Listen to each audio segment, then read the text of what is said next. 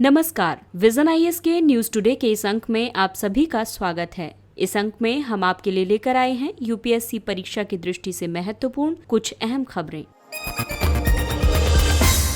इस अंक की शुरुआत में हम बात करेंगे भारत और आसियान की। 17वीं आसियान भारत वित्त मंत्रियों की बैठक के दौरान भारत और आसियान मुक्त व्यापार समझौते के लिए भारत और आसियान मुक्त व्यापार समझौते यानी एफटीए की समीक्षा करने पर सहमत हुए हैं। दरअसल भारत ने वर्ष 2009 में वस्तुओं में व्यापार के लिए एक एफटीए पर हस्ताक्षर किए थे, जिसे आसियान भारत मुक्त व्यापार समझौते यानी AIFTA के रूप में जाना जाता है। वर्ष 2014 में सेवाओं में व्यापार के लिए एक एफटीए को भी इसमें शामिल किया गया था। आपको बता दें कि 10 आसियान देशों में Brunei, Cambodia, Indonesia, Laos, Malaysia, Myanmar, Philippines, Singapore, Thailand और वियतनाम शामिल हैं। आइए अब जानते हैं कि भारत आसियान एफटीए की समीक्षा की जरूरत क्यों है। दरअसल AIFTA को वर्तमान व्यापार सुविधाजनक प्रथाओं के अनुरूप आधुनिक बनाने के लिए इसकी जरूरत है। इसके साथ ही सीमा शुल्क और विनियामक प्रक्रियाओं को सुव्यवस्थित किया जा सकता है। भारत ने rules of origin, non tariff बाधाओं की समाप्ति और बेहतर बाजार पहुँच के लिए सबल प्रावधान किए हैं। रूल्स ऑफ ओरिजिन किसी उत्पाद के राष्ट्रीय स्रोत को निर्धारित करने के लिए आवश्यक मापदंड है। नीति आयोग के हालिया अध्ययन के अनुसार भारतीय निर्यातकों द्वारा क्षेत्रीय व्यापार समझौतों का उपयोग करने की दर बहुत कम रही है, जो कि लगभग 5% और 25% के बीच है। इसका कारण ये है कि इन्होंने नियमों के संबंध में वार्ता करने में कठिनाइयों का सामना किया है। पिछले कुछ वर्षों में संगठन के साथ भारत के व्यापार घाटे में वृद्धि हुई है। भारत के घरेलू उद्योगों को नुकसान पहुँचा रहे आसियान देशों से चीन के उत्पादों की डंपिंग की जांच करना भी जरूरी हो गया है। वस्तुओं की डंपिंग से मतलब है एक देश द्वारा वस्तुओं को उनके सामान्य मूल्य से काफी कम मूल्य पर अन्य देशों को निर्यात करना। औषध और सूचना प्रौद्योगिकी सक्षम सेवाओं जैसे कुछ उत्पादों में भारत को एक विनिर्माण केंद्र बनाने में सहायता प्रदान करना।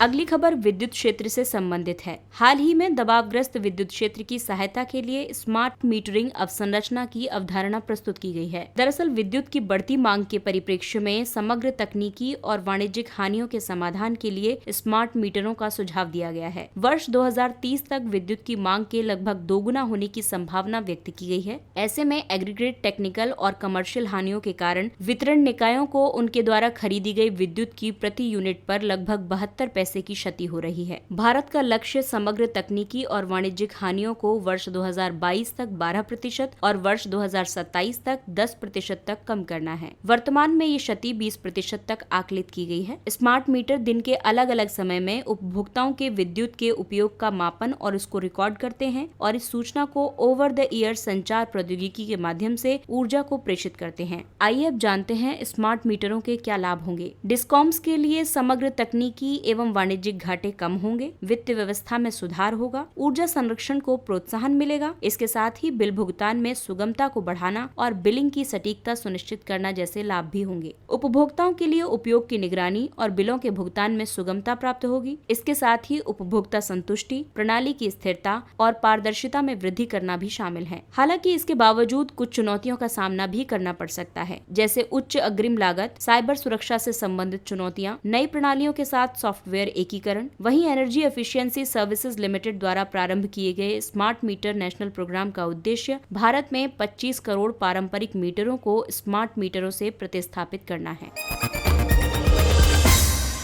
अगली खबर अर्थव्यवस्था से संबंधित है। वर्ष 2020-21 की प्रथम तिमाही यानी अप्रैल से जून के सकल घरेलू उत्पाद संबंधी अनुमान जारी किए गए हैं। ये अनुमान सांख्यिकी एवं कार्यक्रम कार्यान्वयन मंत्रालय के तहत राष्ट्रीय सांख्यिकी कार्यालय NSO द्वारा जारी किए गए हैं। इस अनुमान के मुताबिक वर्ष 2019-20 की प्रथम तिमाही में 5.2% की वृद्धि की तुलना में वर्ष 2020-21 की पहली तिमाही में GDP में 23.9% की गिरावट आई है। अर्थशास्त्र में निरंतर 2 तिमाही के दौरान आय संकुचन को मंदी के रूप में परिभाषित किया जाता है। सकल मूल्य वर्धित यानी ग्रॉस वैल्यू एडेड GVA वर्ष 2020-21 के क्वार्टर 1 में 22.8% की गिरावट आई है, जबकि 2019-20 के क्वार्टर 1 के दौरान इसमें 4.8% की वृद्धि हुई थी। निजी उपभोग व्यय में 26.7% और निवेश में 47.1% की कमी हुई है। साथ ही सरकारी व्यय में 16.4% की वृद्धि हुई है। दरअसल इस तिमाही से पूर्व समग्र जीडीपी के लिए निजी उपभोग व्यय 56.4% और निवेश 32% था।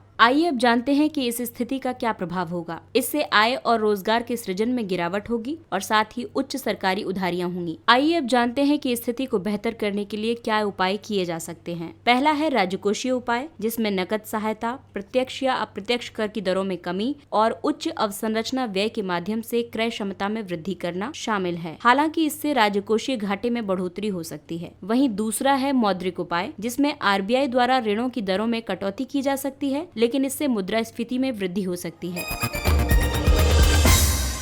अगली खबर दिव्यांग जनों से संबंधित है। दिव्यांगों की सामाजिक न्याय तक पहुंच के लिए पहली बार संयुक्त राष्ट्र ने दिशा निर्देश जारी किए। इन दिशा निर्देशों का उद्देश्य विश्व भर की न्याय प्रणालियों तक दिव्यांगों की पहुंच को सुगम बनाना है। इन दिशा निर्देशों में 10 सिद्धांतों के एक समुच्चय की रूपरेखा तैयार की गई है और उनके कार्यान्वयन के लिए चरणों का विवरण दिया गया है। दरअसल दिव्यांग जनों के अधिकारों पर संयुक्त राष्ट्र अभिसमय दिव्यांगता के संदर्भ में न्याय तक पहुँच के अधिकार को लागू करता है। भारत इस अभिसमय का एक हस्ताक्षरकर्ता राष्ट्र है। आइए अब जानते हैं संयुक्त राष्ट्र द्वारा जारी दिशा निर्देश। किसी भी व्यक्ति को दिव्यांगता के आधार पर न्याय तक पहुंच से वंचित नहीं किया जाएगा। न्याय तक समान पहुंच सुनिश्चित करने के लिए सुविधाएं और सेवाएं सार्वभौमिक रूप से उपलब्ध होनी चाहिए। दिव्यांग जनों को उपयुक्त प्रक्रियात्मक व्यवस्था की उपलब्धता का अधिकार प्राप्त होना चाहिए। दिव्यांग जनों को कानूनी नोटिस और सूचना को समय पर सुगम तरीके से प्राप्त करने का अधिकार मिलना चाहिए। उन्हें अन्य लोगों के समान आधार पर अंतर्राष्ट्रीय कानून में मान्यता प्राप्त सभी मूल और प्रक्रियात्मक रक्षोपायों का स्वत्वाधिकार प्राप्त होना चाहिए। उन्हें निःशुल्क या वहनीय विधिक सहायता का अधिकार होना चाहिए। वे न्यायिक प्रशासन में भागीदारी करने के लिए भी अधिकृत होने चाहिए। उन्हें मानवाधिकारों के उल्लंघन और अपराधों से संबंधित शिकायतों की रिपोर्ट करने और कानूनी कार्रवाई आरंभ करवाने का भी अधिकार प्राप्त होना चाहिए। दिव्यांग व्यक्तियों की न्याय तक पहुँच में सहायता करने के लिए एक प्रभावी और सुदृढ़ निगरानी तंत्र होना आवश्यक है। दिव्यांग जनों को संबोधित करते हुए न्याय प्रणाली में कार्यरत सभी लोगों के लिए जागरूकता सृजन और प्रशिक्षण कार्यक्रम का संचालन किया जाना चाहिए। आइए अब भारत में दिव्यांगों के लिए किए जा रहे प्रयासों को जानते हैं। इसके तहत सबसे पहला प्रयास किया गया दिव्यांगजन अधिकार अधिनियम 2016 लाकर। इसके तहत पर्सन्स विद डिसेबिलिटीज के लिए उच्च शिक्षा और सरकारी नौकरियों में आरक्षण का प्रावधान किया गया है। उच्च शिक्षा में यह आरक्षण 5% से कम नहीं होना चाहिए और सरकारी नौकरियों में 4% से कम नहीं होना चाहिए। सार्वभौमिक पहुँच प्रदान करने के लिए सुगम्य भारत अभियान का संचालन किया गया है। हाल ही में उच्चतम न्यायालय ने निर्णय दिया है कि दिव्यांग व्यक्ति भी अनुसूचित जाति और अनुसूचित जनजाति के कोटे के समान लाभ प्राप्त करने के हकदार हैं। अगली खबर कोयला गैसीकरण से संबंधित है। भारत ने वर्ष 2030 तक 100 मीट्रिक टन कोयला गैसीकरण का लक्ष्य निर्धारित किया है। कोयला गैसीकरण 3 चरणों में संपन्न होगा। इसमें 4 लाख करोड़ रुपए से अधिक का निवेश किया जाएगा। वर्ष 2020 से 2024 के दौरान 4 मिलियन टन और वर्ष 2020 से 26 तक 6 मिलियन टन और वर्ष 2022 से 30 के बीच 90 मिलियन टन कोयले का गैसीकरण किया जाएगा। इस संबंध में नीति आयोग के सदस्य वी.के. सारस्वत की अध्यक्षता में एक संचालन समिति का गठन किया गया है। कोयला गैसीकरण प्रक्रिया में जीवाश्म ईंधन का दहन करने की बजाय उसे रासायनिक रूप से संश्लेषित प्राकृतिक गैस में बदला जाता है। इस प्रक्रिया में उत्पादित संश्लेषित प्राकृतिक गैस हाइड्रोजन, कार्बन मोनोऑक्साइड और कार्बन डाइऑक्साइड का मिश्रण होती है। एसएनजी गैस का उपयोग उर्वरकों, ईंधन, विलायकों और संश्लेषित सामग्रियों का व्यापक उत्पादन करने के लिए किया जा सकता है। आइए जानते हैं कोयला गैसीकरण के लाभ। इससे ऊर्जा ईंधन के उत्पादन और उर्वरकों के लिए यूरिया और अन्य रसायनों के उत्पादन को प्रोत्साहन प्राप्त होगा। कोयले के परिवहन की तुलना में गैस का परिवहन आसान होता है और साथ ही इससे ऊर्जा आयात में भी कमी आएगी और अन्य लाभ भी प्राप्त होंगे। हालांकि इसके बावजूद कोयला गैसीकरण से संबंधित कुछ मुद्दे भी हैं, जैसे कोयला गैसीकरण से वास्तव में एक पारंपरिक कोयला संयंत्र की तुलना में ज्यादा CO2 का उत्सर्जन होता है। इस प्रक्रिया में ऊर्जा उत्पादन के लिए अत्यधिक जल का व्यय किया जाता है। इसके अलावा अन्य मुद्दों में भारतीय कोयले का कम कैलोरी मान होना और साथ ही उसमें अकार्बनिक अशुद्धियों का उच्च स्तर शामिल है। आइए अब जानते हैं कुछ महत्वपूर्ण किंतु संक्षिप्त खबरों को। आधिकारिक विकास सहायता official development assistance ODA। Japan ने भारत को कोविड-19 संकट आपातकालीन प्रतिक्रिया सहायता के लिए लगभग 3500 करोड़ रुपए की सहायता राशि देने की प्रतिबद्धता जताई है। ये राशि आधिकारिक विकास सहायता ऋण यानी ODA के रूप में दी जाएगी। ODA को सरकारी सहायता के रूप में परिभाषित किया जाता है, जिसे विकासशील देशों के आर्थिक विकास और कल्याण को बढ़ावा देने के लिए स्थापित किया गया है। भारत और जापान के बीच वर्ष 1958 में आर्थिक सहयोग साझेदारी की शुरुआत की गई थी। हालांकि इस सहयोग की शुरुआत ओडीए ऋण के रूप में की गई थी। ये जापान द्वारा किसी देश को दिया गया पहला ओडीए था।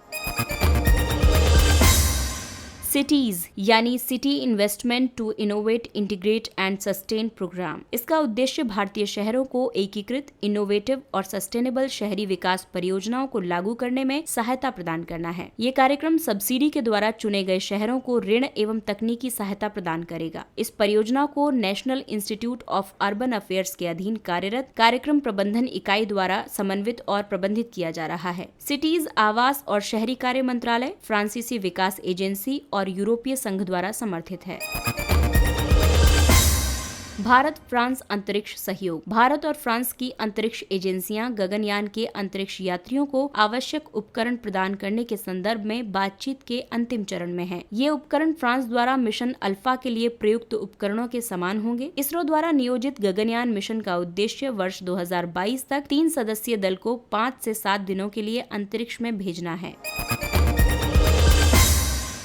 8 कोर उद्योगों का संयुक्त सूचकांक ICI जुलाई 2020 माह के लिए 8 कोर उद्योगों के संयुक्त सूचकांक को जारी किया गया है। इसके अनुसार अप्रैल से जुलाई 2020-21 के दौरान इन उद्योगों की संचयी उत्पादन वृद्धि -20.5% रही। दरअसल ICI चयनित 8 कोर उद्योगों के उत्पादन स्तर का मापन करता है। सूचकांक में उच्चतम भारिता, रिफाइनरी उत्पाद, विद्युत आदि को दिया जाएगा, जबकि इसके बाद इस्पात, कोयला, कच्चा तेल, प्राकृतिक गैस, सीमेंट और उर्वरक उद्योग को स्थान दिया जाएगा। ये मासिक रूप से जारी किए जाने वाला एक उत्पादन परिमाण सूचकांक यानी प्रोडक्शन वॉल्यूम इंडेक्स है। वाणिज्य एवं उद्योग मंत्रालय का आर्थिक सलाहकार कार्यालय इस सूचकांक का संकलन करता है और इसे जारी करता है। इसका आधार वर्ष यानी बेस ईयर 2011-12 है।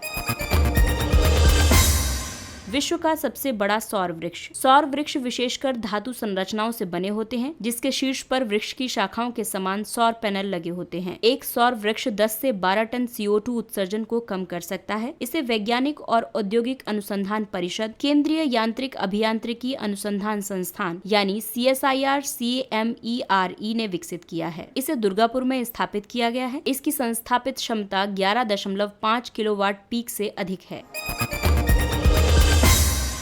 पेंगोंगत्सो झील। पेंगोंगत्सो एक लवणीय झील है जो आंशिक रूप से भारत के लद्दाख क्षेत्र में और आंशिक रूप से तिब्बत में स्थित है। इस झील के लगभग 2/3 हिस्से पर चीन का अधिकार है, जबकि लगभग 45 किलोमीटर का क्षेत्र भारत के अधिकार क्षेत्र में शामिल है। ताजिकिस्तान, अफगानिस्तान, पाकिस्तान, चीन और भारत में विस्तारित काराकोरम पर्वत श्रृंखला की सीमा इस झील के उत्तरी तट पर समाप्त हो जाती है। दुर्लभ रेनाटी चोल अभिलेख की प्राप्ति। इस अभिलेख की प्राप्ति आंध्र प्रदेश के कडप्पा जिले में हुए अन्वेषण के दौरान हुई है। ये पुरातन तेलुगु भाषा में लिखा गया है। इस अभिलेख पर एक ब्राह्मण को उपहार स्वरूप प्रदान की गई 6 मार्टिटस भूमि के साक्ष्य को उत्कीर्णित किया गया है। मार्टिटस भूमि मापन की एक इकाई है। इसे 8वीं शताब्दी ईस्वी के आसपास प्रदान किया गया था। इस क्षेत्र पर रेनाडू के चोल महाराजा का शासन था। रेनाडू के तेलुगु चोल द्वारा रेनाडू क्षेत्र पर शासन किया गया था, जिन्हें रेनाटी चोल भी कहा जाता है, जो वर्तमान में कडप्पा जिले में स्थित हैं। वे मूल रूप से स्वतंत्र थे, हालांकि बाद में उन्होंने पूर्वी चालुक्यों की अधीनता को स्वीकार कर लिया था। शतरंज में आर्मगेडन। ये शतरंज में अंतिम निर्णायक कारक यानी क्लिंचर है, जो क्रिकेट में सुपर ओवर या हॉकी या फुटबॉल में पेनल्टी शूट के समान होता है। हाल ही में ऑनलाइन शतरंज ओलंपियाड में भारत और रूस को संयुक्त स्वर्ण पदक विजेता घोषित किया गया है। इसके साथ ही ये अंक समाप्त होता है। अगले अंक में फिर मुलाकात होगी कुछ अन्य महत्वपूर्ण खबरों के साथ। तब तक के लिए नमस्कार।